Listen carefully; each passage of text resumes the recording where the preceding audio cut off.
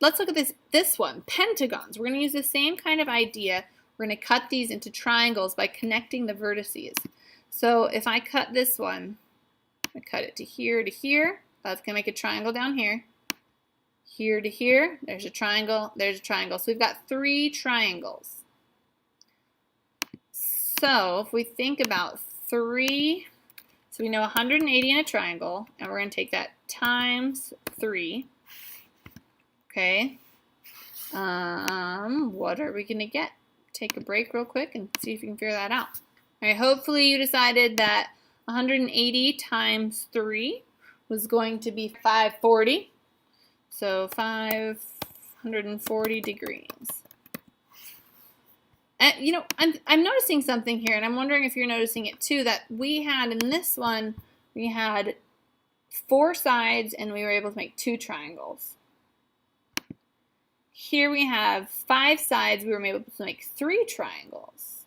I wonder if that's a pattern. I wonder if I can make 3 triangles out of this other pentagon here. Let's see, I've got, so if I go to here, that makes a triangle.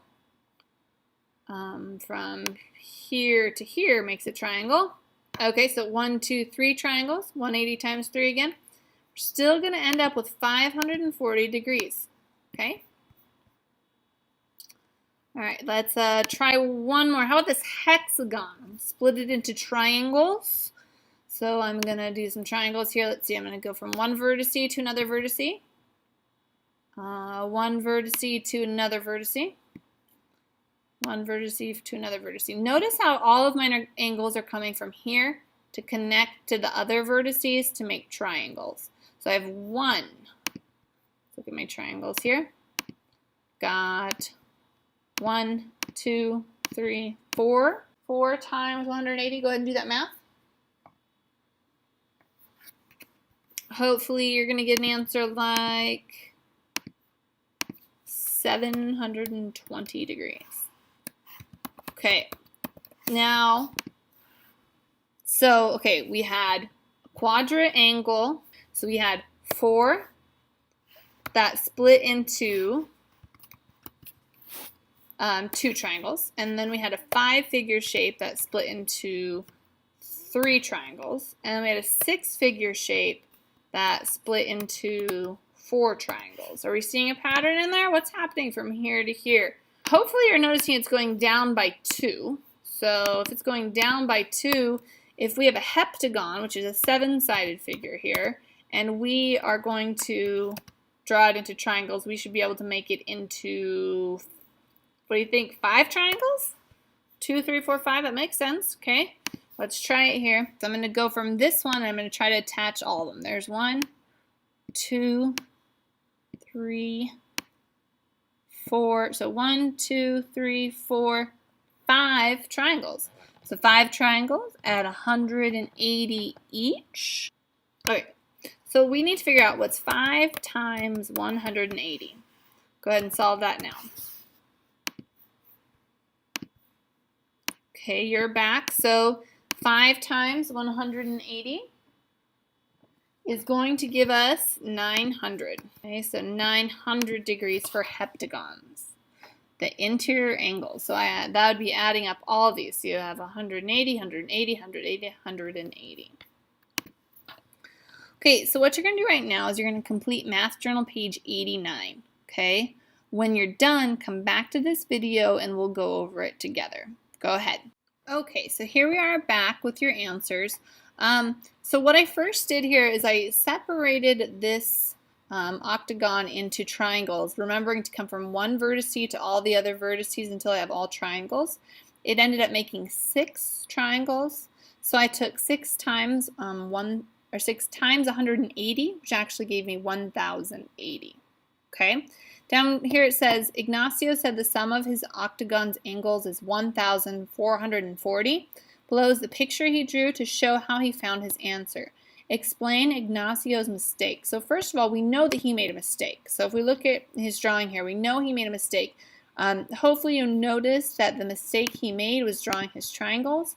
He didn't go from one vertice to the other, or vertex to the other vertices. He just started from the middle and made his own. So that's not the correct way to do it.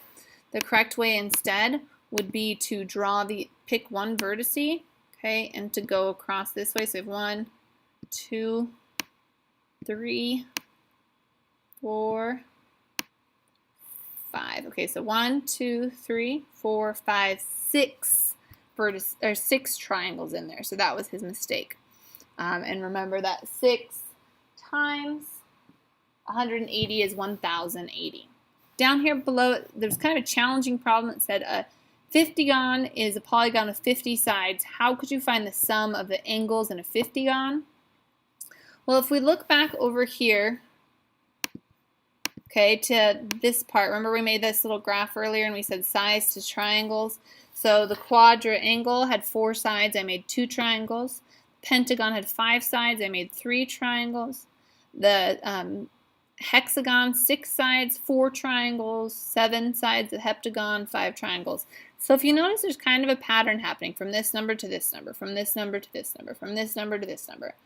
Hopefully you notice it's going down, and it's going down by 2, minus 2, minus 2 to get 3. 6 minus 2 is 4. 7 minus 2 is 5. Okay, so up here what I did is I took 50 minus 2 is 48. That's how many triangles I would be able to make in a 50-gram shape, okay, or 50-gon shape.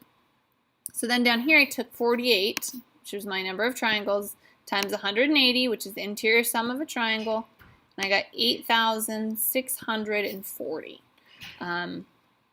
So I know that was kind of tricky, and if you didn't get it right, that's okay. As long as you kind of understand this ratio a little bit, you're fine. All right, next you have 2 options of what you want to do. You can either complete page 90, which practices your expanded notation. Take a look at it. If you think you've got your expanded notation, maybe just do 1 or 2 of them and have us check it. And then you could move on to IXL. Or if you want to stick with expanded notation, that is a skill you need to master by 5th grade. When you get on IXL, after we've checked expanded notation, or just go ahead and get on there and you can do B2, B4, B5, B7, or B32. Those are all the skills you'll need for the upcoming test in geometry. Either choice that you make, though, you need to make sure that you're working quietly so that you can be respectful to those who are still actually in their lesson trying to hear. Yesterday we had a little bit of shuffling around and extra noise that wasn't really necessary, so please try to keep that under control today. Thank you. Have a great rest of your day.